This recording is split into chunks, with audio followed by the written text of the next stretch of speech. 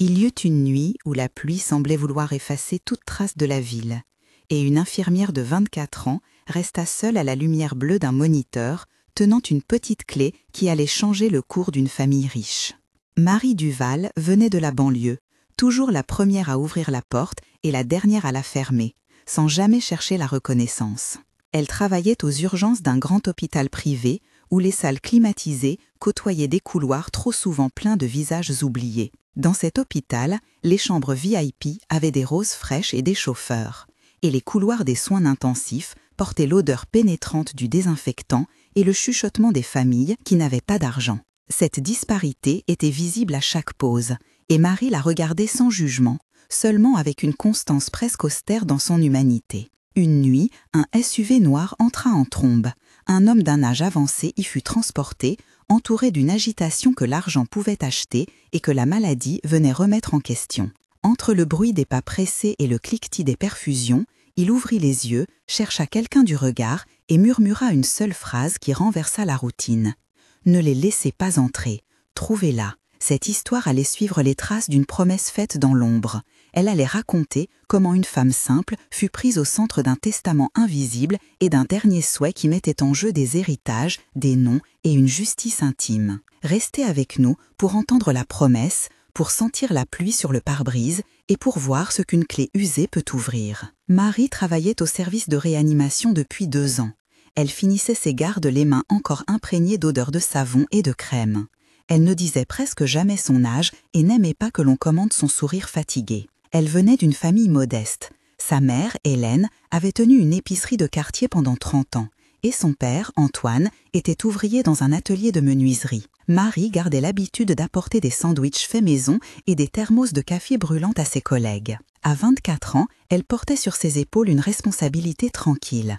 Elle payait son logement, envoyait un peu d'argent chez ses parents et rêvait d'un petit appartement avec une fenêtre qui donnerait sur un arbre. Ses collègues la décrivaient comme la plus fiable, comme celle qui reste, et cette répétition devint presque un refrain dans la façon dont elle était perçue. Isabelle, la matrone du service, disait souvent « Elle est là, toujours ». Elle reste et elle soigne. Les gestes de Marie n'étaient jamais grandiloquents, mais toujours précis.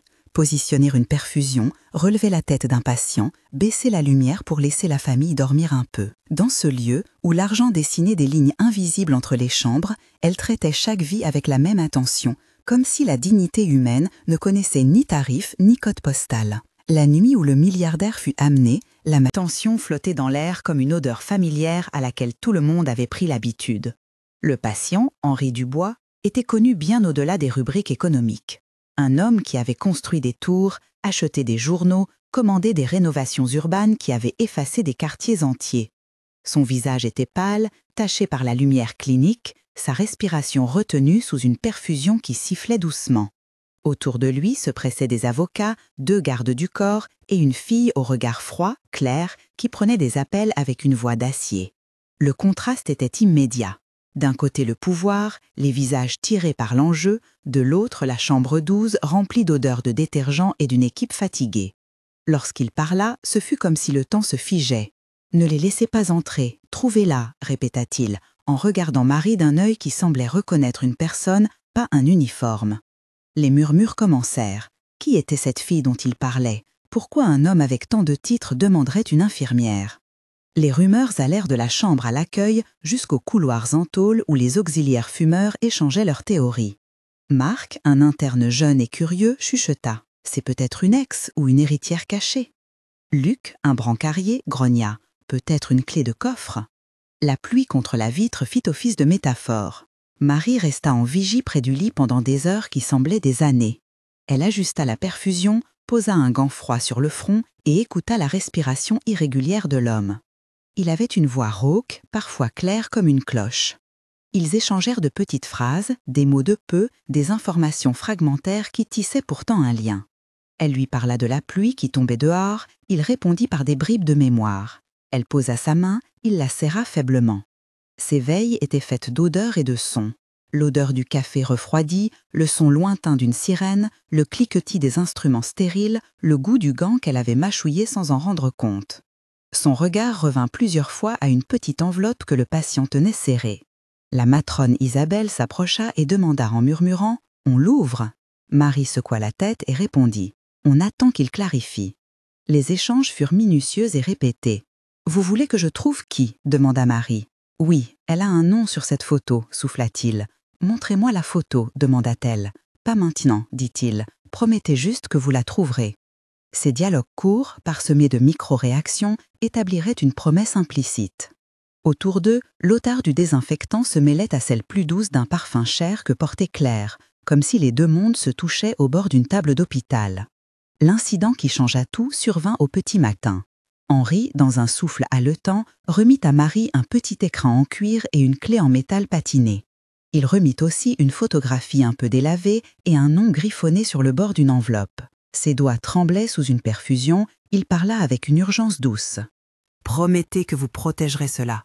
Ce n'est pas seulement de l'argent, c'est une chose que j'ai gardée trop longtemps. » Marie sentit le poids du regard des avocats, la présence tendue de Claire, l'attente des caméras qui commençaient à s'agglutiner comme des mouches à l'extérieur. Elle accepta sans savoir ce qu'elle acceptait vraiment. En silence, elle se retint de poser des questions qui auraient pu compromettre la confidentialité. Elle savait seulement que quelqu'un avait placé sa confiance en elle. La clé, le petit coffret, la photo devinrent soudain des objets lourds de sens et de conséquences. Ils furent emportés dans sa poche, comme si elle portait le monde dans un petit objet froid. Avant de partir pour la mission que ce dernier souhait imposait, Marie passa par l'accueil pour avertir ses parents. Hélène prit le téléphone et tressaillit. « Tu vas où, ma chérie ?» demanda-t-elle inquiète.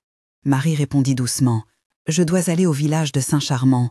Il y a une maison, un document, peut-être une fille. » Le trajet fut long, plein de paysages que la ville avalait. D'abord l'autoroute grise, puis des champs verts, enfin une route de terre rouge. Les descriptions sensorielles se succédèrent. La pluie lavant le pare-brise, le goût du café bu à la station, la poussière qui s'installait sur les habits, le bruit du moteur qui semblait rythmer une promesse. Sur le chemin, elle rencontra des personnages qui allaient marquer sa route. Pierre, le conducteur de taxi rural qui connaissait chaque détour, parla d'un homme riche venu 20 ans plus tôt acheter une maison. José, un voisin, raconta la réputation du manoir et des lumières qui ne s'éteignaient jamais. La bibliothécaire locale, Sophie, trouva des coupures de journaux dans un vieux registre. Chacune de ces rencontres ajouta un autre visage à l'histoire. Arrivée à Saint-Charmant, la maison était plus petite que les photos, posée sur une parcelle avec un portail rouillé. Le gardien s'appelait Gérard, un homme au visage marqué par le soleil et les ans, qui se souvenait d'une jeune fille qui venait parfois en été. La porte grinça sous la pluie lorsque Marie l'ouvrit et l'odeur de renfermé, de papier ancien et de bois mouillé emplit la pièce. Sur une table basse, en dessous d'une nappe effrangée, elle trouva une boîte de fer cachée, coincée derrière des livres. La boîte contenait des lettres, des factures, une photo jaunie et une clé similaire à celle qu'elle avait reçue. Les sens s'aiguisèrent, la texture râpeuse du papier, le craquement de la reliure, le goût de métal de la clé dans sa paume, le son lointain d'un coq, la lumière filtrée par des rideaux humides. Elle lut des fragments de lettres où un amour semblait avoir été interrompu, des noms qui se répétaient entre parenthèses, des dates qui établissaient un fil rouge. Tout indiquait une relation clandestine, des promesses rompues, des dettes morales. Un document chiffonné mentionnait un nom qui revenait, Élise Moreau. Ce nom fit battre le cœur de Marie plus fort. Dans la cuisine, un voisin, Lucien, « Elle est partie il y a longtemps, mais certains n'oublient pas. » L'enquête locale se transforma en fouille délicate. Marie, épaulée par Sophie la bibliothécaire et Gérard le gardien, remonta les pistes, registres civils, vieilles factures, photos de mariage oubliées. Elles trouvèrent une lettre non envoyée, écrite par Henri à Élise, dans laquelle il parlait d'erreurs, d'un testament modifié secrètement et d'une promesse faite à une fille dont il avait renoncé publiquement. Ces documents lièrent le pseudonyme d'Henri à une histoire plus intime. Les dialogues montèrent en intensité quand, au café du village, elle interrogea une ancienne gouvernante, Madeleine. « Vous étiez avec lui ?» demanda Marie. « Oui », répondit Madeleine. « Il avait peur de faire un scandale. »« Pourquoi la cacher ?» insista Marie. « Parce que l'argent change tout », répondit Madeleine en regardant son café, ses doigts serrant la tasse comme sur une boussole. Les échanges furent longs et pleins de micro-gestes, une main sur la lèvre, un regard qui fuit, une larme sèche qui roulait le long d'une joue. La découverte la plus frappante fut une photo prise sur une plage, mal cadrée, où l'on voyait Henri jeune, une femme brune au sourire fragile et une petite fille aux yeux déjà curieux. La photo était pliée et vissée de poussière. Sur son verso, un nom et une date griffonnés. Élise, 1998. Autour de cette preuve physique, la réalité s'ancra. Cette photographie devint la preuve matérielle qui reliait deux mondes. Marie sentit que chaque pas la rapprochait d'une vérité qui pouvait bouleverser non seulement des héritages, mais des identités. Elle pensa à la promesse faite à l'hôpital, protéger, trouver, restituer. Les sens l'accompagnaient, le cuir humide de la clé, le crissement du papier, l'odeur salée de la mer sur la photo, le bruit sec d'une chaise qu'on pousse, le goût amer du thé froid. À mesure qu'elle remontait la piste, des personnages secondaires prirent des rôles essentiels. Claire Dubois, la fille légitime, écrasa ses cigarettes dans des cendriers en cristal et fit appel à Meulemer, un avocat célèbre, pour verrouiller les informations. Meulemer tenta de dissuader Marie par des courriels froids et des menaces voilées. « Remettez cet objet et retirez-vous ». Le journaliste local, Sophia Moret, décida de suivre l'affaire, attiré par le contraste entre le luxe et le village. José, le voisin, sourit parfois d'un air complice et donna des pistes que personne n'avait remarquées. Gérard ouvrit de vieilles boîtes et trouva des reçus. Madeleine révéla un souvenir qu'elle n'avait jamais osé partager. Chacun apporta une pièce du puzzle. Marie nomma ces personnes avec gratitude, car sans elles, le passé serait resté scellé. Les dialogues entre ces personnages furent riches. À la table du café, ils échangeaient des hypothèses, des protestations, des regrets, et ces conversations se déroulaient en 8 à 10 répliques par scène principale pour donner l'épaisseur voulue. La tension monta quand Claire apprit que la photo et la clé existaient. Elle accusa publiquement Marie d'avoir violé la confidentialité, menaçant de poursuites et de réputation. Le journaliste local, Sophia Moret, décida de suivre l'affaire, attiré par le contraste entre le luxe et le village. José, le voisin, sourit parfois d'un air complice et donna des pistes que personne n'avait remarquées. Gérard ouvrit de vieilles boîtes et trouva des reçus. Madeleine révéla un souvenir qu'elle n'avait jamais osé partager. Chacun apporta une pièce du puzzle. Marie nomma ces personnes avec gratitude, car sans elles, le passé serait resté scellé. Les dialogues entre ces personnages furent riches. À la table du café, ils échangeaient des hypothèses, des protestations, des regrets, et ces conversations se déroulaient en 8 à 10 répliques par scène principale pour donner l'épaisseur voulue. La tension monta quand Claire apprit que la photo et la clé existaient. Elle accusa publiquement Marie d'avoir violé la confidentialité, menaçant de poursuites et de réputation. « Vous n'avez aucune idée de ce que vous déclenchez, » dit Claire froide. « Je sais seulement que la vérité appartient à ceux qui l'ont vécue, » répliqua Marie. « C'est une tentative de chantage, » dit Meulemer. « Non, » répondit Sophia en écrivant, « c'est de l'histoire. » Les échanges devinrent plus serrés. Chaque phrase portait une intention. Cette partie du récit fut divisée en moments de tension de 500 à 600 caractères chacun, détaillant le conflit intérieur de Marie, ses souvenirs d'enfance quand son père jurait de dire la vérité, sa peur de déclencher une tempête et sa décision de continuer. Elle se rappela des nuits où elle aidait sa mère à compter les factures et de la petite fille qu'elle avait été, curieuse des secrets des adultes. Intérieurement, elle pesa les conséquences, perdre son emploi, être traînée dans la boue, voir sa famille exposée.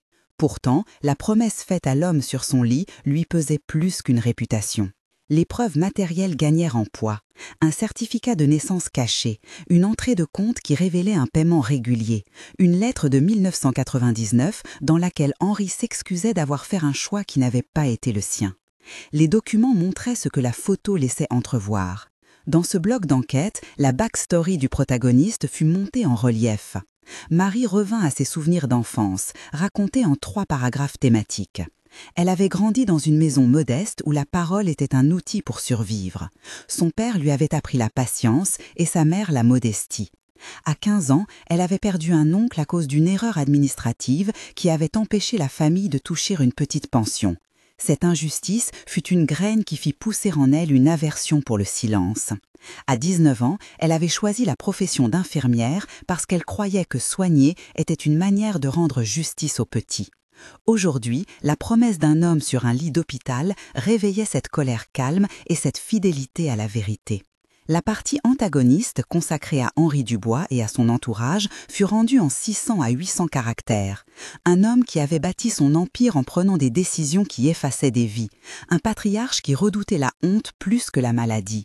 Des enfants qui se tenaient prêts à défendre un nom et un patrimoine. Lorsque vint le moment de prouver scientifiquement la filiation, la procédure technique fut expliquée clairement et simplement en environ 300 caractères. Le test ADN fut effectué à partir d'échantillons buccaux, un frottis pris sous supervision médicale, envoyé à un laboratoire accrédité pour comparaison des marqueurs génétiques. Les résultats furent chiffrés en pourcentage de concordance et appuyés par un rapport d'expertise. Ce langage accessible permit d'appuyer la crédibilité de l'histoire pour le spectateur en expliquant que les tests ne mentent pas et qu'ils suivent des protocoles stricts de chaîne de custody. Sophia publia un article local. Le titre était sobre mais percutant. Une clé, une photo, une promesse. Les réactions virent vite. Sur les réseaux, des voix s'élevèrent en faveur de la transparence pendant que d'autres dénonçaient une chasse aux sorcières. Les avocats montèrent d'un cran. Meulemer demanda une injonction pour saisir tous les matériaux, mais la série de documents acquis par Marie et son équipe, scellés par une huissier locale, résistèrent. Une audience fut fixée. Le contraste entre le tribunal et la chambre d'hôpital était saisissant. D'un côté des robes noires et un micro, de l'autre le souffle court d'un homme qui attendait une conclusion plus humaine. Le retour au grand hôpital fut lourd. Henri avait perdu son souffle. Ses jours se comptaient peut-être sur le moniteur. La confrontation publique eut lieu lors d'une lecture partielle du testament, orchestrée par des avocats et suivie par la presse. Meulemer feignit l'indignation et exposa la version officielle. Monsieur Dubois a toujours été transparent. Sophie, la bibliothécaire, tendit les lettres originales. Les témoins furent appelés. Madeleine la gouvernante, Gérard le gardien, José le voisin et Marie elle-même. Les dialogues furent denses, avec des échanges multiples, et montèrent en crescendo. « Pourquoi maintenant ?» demanda Claire les mains tremblantes. « Parce qu'il l'a demandé », répondit Marie. « Vous n'avez aucune preuve », répliqua Meulemer. « Voici la photo, voici la lettre », dit Madeleine.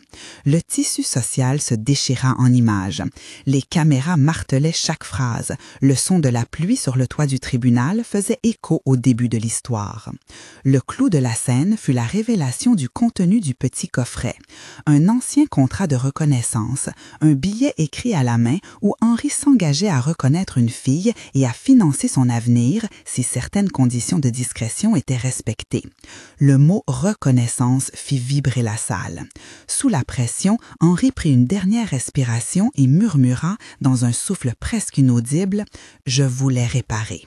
La salle retint son souffle. C'était un moment chargé d'une vérité humaine qui surpassait l'argent. Les larmes montèrent sur le visage de certains, la colère sur celui d'autres.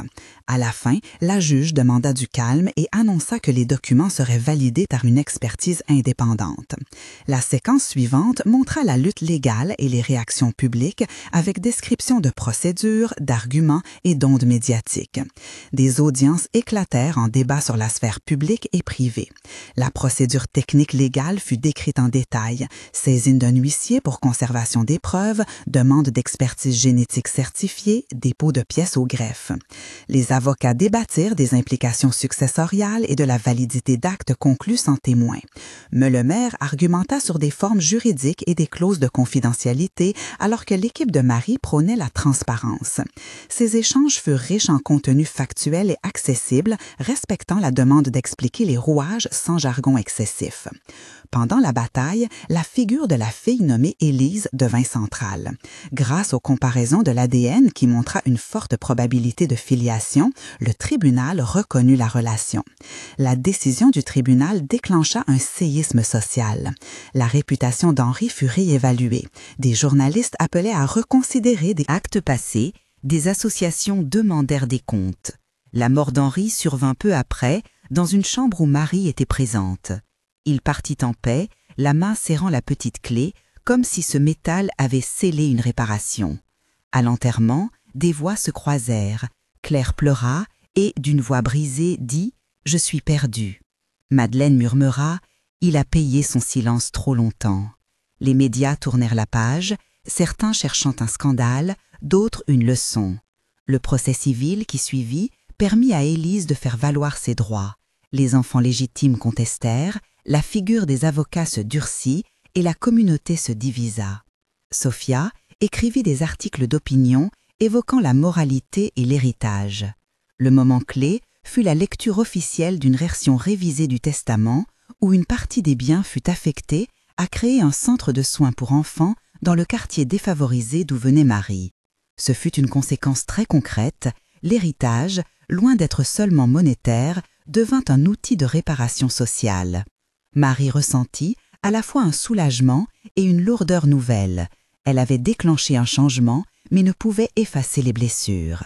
Un mois après les événements, la ville murmurait encore le nom d'Élise et celui de Marie. La première partie de l'épilogue montra l'effet immédiat. Marie rentra chez elle et trouva sa mère ayant reçu une lettre d'excuse signée par une fondation nouvellement créée au nom d'Henri. Les enfants du voisin virent la voir. Elle fut invitée à parler lors de petites réunions locales sur la loyauté et le courage. La clé, nettoyée, fut rangée dans un tiroir comme un talisman. Les réseaux sociaux s'étaient calmés, mais la presse locale créa un dossier permanent. Les premières décisions administratives allouèrent des fonds pour des consultations gratuites. Ce premier mois fut fait de petites victoires, une subvention accordée, des sourires retrouvés, un lit d'hôpital libéré. 3 mois après, la dynamique avait changé encore. Le centre de soins provisoires ouvrit ses portes dans des locaux prêtés par la mairie et accueillit ses premiers patients. Marie participait à la coordination, non plus comme simple infirmière, mais comme représentante d'une communauté. Elle parlait avec des bénévoles, formait du personnel et donnait des témoignages aux journalistes qui venaient couvrir l'initiative. La figure d'Élise prit une forme plus publique. Elle décida de garder un nom discret, mais accepta une aide qui permit à sa famille de respirer. Le village de Saint-Charmant reçut une reconnaissance tardive pour son rôle historique. Les querelles juridiques s'étaient atténuées, certains membres de la famille Dubois acceptèrent des médiations. À mesure que l'initiative prouvait son utilité, les esprits se calmèrent et l'épreuve devint matrice d'un changement tangible. 6 mois après, le centre avait déjà soigné des dizaines d'enfants et embauché du personnel local. L'ancienne épicerie d'Hélène avait reçu des rénovations financées par la Fondation. Marie avait obtenu une promotion qui l'obligeait à naviguer entre administration et soins. Elle se sentait parfois dépassée, mais elle gardait la même conviction, rester et soigner. La clé avait trouvé sa place sous une vitrine au centre, comme symbole d'une promesse tenue. La ville organisa une cérémonie modeste pour l'inauguration officielle. Les voix qui autrefois hurlaient au scandale assistèrent au discours de Marie, qui parla de vérité, de réparation et de la valeur des petites actions. Les divisions sociales ne disparurent pas, mais un espace avait été créé où l'écoute et l'aide pouvaient exister. La leçon persistait. Une petite décision prise par une infirmière avait déclenché une chaîne qui transforma un héritage en présence tangible pour les plus vulnérables.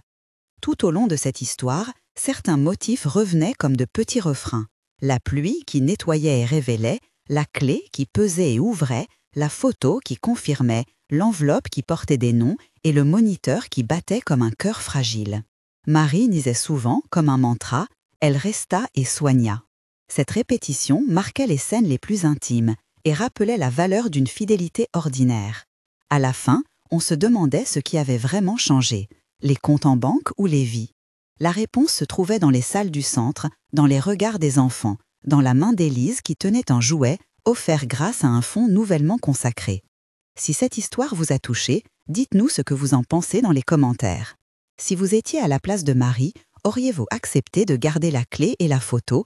Auriez-vous risqué votre réputation pour une promesse faite dans un lit d'hôpital? Commencez votre réponse par « je » pour que nous puissions lire vos histoires. Partagez quelle partie vous a le plus ému, le soin inconditionnel de Marie, le dernier souhait du milliardaire ou la longue route vers le village. Vos commentaires permettent à d'autres de comprendre que la vérité n'est jamais simple et qu'il existe toujours des zones grises.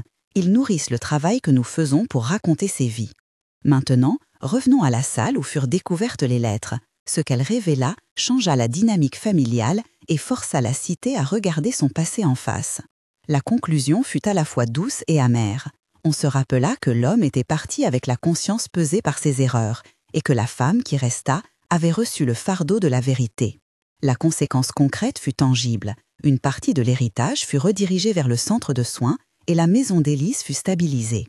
Marie, interrogée sur ses sentiments, répondit que la justice n'était pas une quête de reconnaissance personnelle, mais un devoir envers les vies oubliées. 1 mois après, des consultations gratuites avaient été offertes. 3 mois après, un programme de soutien scolaire avait démarré. 6 mois après, le centre employait des anciens du village. Au final, la clé avait ouvert plus qu'une porte. Elle avait ouvert des occasions, des réparations et des voies. Si cette histoire vous a touché, inscrivez-vous pour découvrir d'autres récits de personnes ordinaires qui font des choix extraordinaires. Partagez ce témoignage et aidez ces voix à être entendues. Marie, interrogée sur ses sentiments, répondit que la justice n'était pas une quête de reconnaissance personnelle, mais un devoir envers les vies oubliées. 1 mois après, des consultations gratuites avaient été offertes. 3 mois après, un programme de soutien scolaire avait démarré. 6 mois après, le centre employait des anciens du village. Au final, la clé avait ouvert plus qu'une porte. Elle avait ouvert des occasions, des réparations et des voies. Si cette histoire vous a touché, inscrivez-vous pour découvrir d'autres récits de personnes ordinaires qui font des choix extraordinaires. Partagez ce témoignage et aidez ces voix à être entendues.